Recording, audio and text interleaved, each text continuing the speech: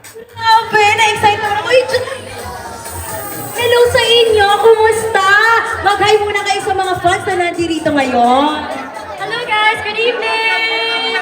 Maraming salamat for being here. Of course, para supportahan si Alden and Jules at itong pelikula nila. We're so excited to see it. Hello po, good evening po. Supportahan po natin si Alden, si Ate Jules, and si Direk Irene. Bukas na. Grabe, from going Bulilit days talaga namang nandirito kayo.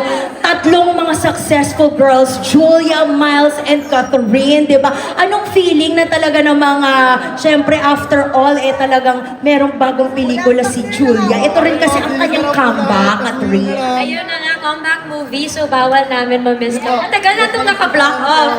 And alam ko na kung gaano ka-excited din si Jules for this movie as well as Alden. So it's their time now. Bigay natin yung suporta na kailangan nila. And yeah, tomorrow, bukas na, sabay-sabay tayo manood ng 5 Breakups and a Romance. Hi guys! And of course, congratulations ha, dahil si Catherine, grabe yung kinita, 100 million plus.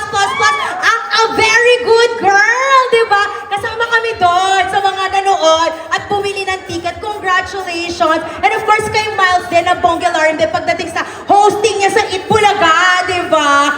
Correct. And of course, hindi dati kasi it na ngayon, di ba? O ayan, Miles, invite mo rin sila ng bonggang-bongga.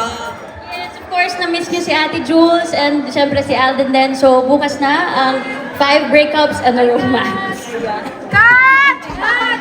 Of course, God, once again, palakpakan naman natin ang Asia Superstar, Catherine Bernardo, with the one and only napakagaling din na actress, Miles Ocampo!